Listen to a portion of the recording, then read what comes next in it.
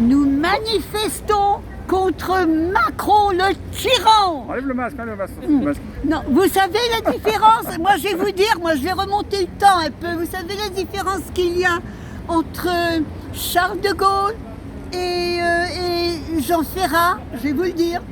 Charles de Gaulle, il a demandé aux Français de se joindre à lui, de résister contre l'occupation, l'invasion nazie allemande, hein, et de libérer la France. Bon, ça c'est Charles de Gaulle. Et Jean Ferrat, lui, il a stoppé, il a passé des... Il était jeune encore, juste sorti d'adolescence.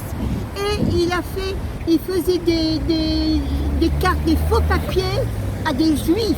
Parce que les juifs, il les stoppait, il leur disait n'allez pas à la mairie, vous enregistrez, parce qu'on disait venez vous enregistrer. Attends, je vais parler de Macron un peu. Oui, attends, non, c'est moi. Alors, ils étaient attirés dans un piège, les Juifs, pendant la Deuxième Guerre mondiale. Et Jean Ferrat, il a essayé de les stopper, d'aller se faire prendre au piège. C'est ce que nous, on essaye de faire. On ne veut pas tomber dans le piège de Macron. Au fait, vous savez que le père de Jean Ferrat, c'était un résistant, et il est mort à Auschwitz. Dans la chambre à gaz, ensuite il a été enfumé. Bon, je peux parler de Macron. Alors, je vais dire un mot sur Macron. Macron, il a jamais été maire, il n'a jamais été député, il n'a pas fait de carrière dans la politique.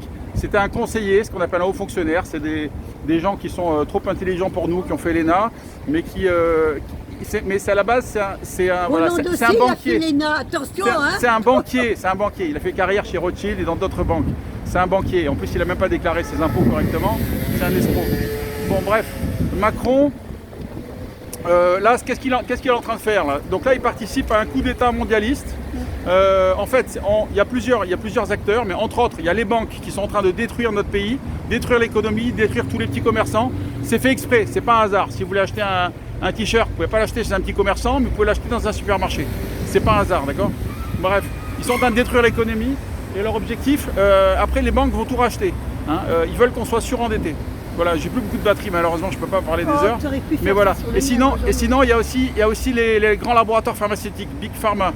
Ils veulent nous vendre des vaccins. Donc c'est prévu normalement. Et ils sont tous contre Raoult, hein. Mais Raoult, il est pour le peuple. Oui, exactement. Le gouvernement, ils ont interdit les médicaments faciles et pas chers.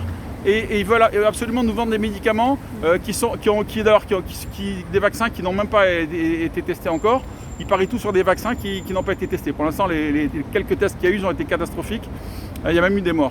Bref, voilà, donc c'est un gouvernement complètement corrompu. Nous espérons que Macron et toute sa pharaonie tomberont très bientôt. Amen. Voilà, donc normalement, si ça se passe bien, on espère qu'il y ait d'une manière ou d'une autre soit un coup d'État, soit une destitution, une démission, je ne sais pas ce qui va se passer. Mais voilà, on espère parce que là, en fait, on n'est plus en démocratie, on est en dictature. L'état d'urgence, c'est une dictature. L'état d'urgence, ça veut dire que en fait, le gouvernement peut décider tout ce qu'il veut sans les députés, hein, en ignorant aussi le Sénat. Même le Sénat a voté contre le gouvernement, contre le confinement, mais ils n'en tiennent pas compte. Hein. Le gouvernement, ils font ce qu'ils veulent. Donc on n'est plus du tout en démocratie, on est en dictature. Voilà. Et un état d'urgence, c'est de la blague. Un état d'urgence, c'est par exemple si on est dans une vraie guerre et qu'on n'a pas le temps de faire voter des lois. Mais là, c'est de la blague.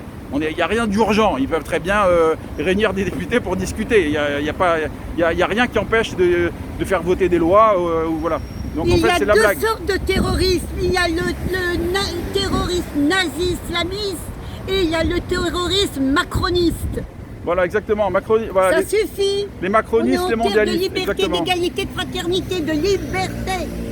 Ouais, je vais couper la vidéo pour pas que ça soit trop long. Voilà. En tout cas, voilà. Et puis tout à l'heure, il y a un jeune qui m'a dit, il y a un petit groupe qui s'est réuni à côté du drugstore. Non, à côté du drugstore, c'est ça? Merci, à côté du drugstore. Mais après, il y a plein de camions de police. Et les jeunes ont été obligés de se disperser. Pour ça, nous, on est arrivés un peu en retard, mais il y a eu un petit groupe quand même qui était là. Voilà, ils sont dispersés. Il y a vu beaucoup de policiers. Moi, j'ai été arrêté par la police parce que je leur ai dit que Macron était un gros connard et un putain de dictature de merde. Ils m'ont sauté dessus pour m'arrêter. Ils ont voulu mettre un PV, je leur ai dit non, vous pouvez pas mettre de PV, je dis ce que je veux, on est en liberté encore, un petit peu, il reste encore un petit peu de démocratie. J'ai le droit de dire que Macron est un connard. Voilà, et je dis si Macron me fait un procès, qu'il me fasse un procès. Voilà, et ils m'ont laissé partir. Allez, salut.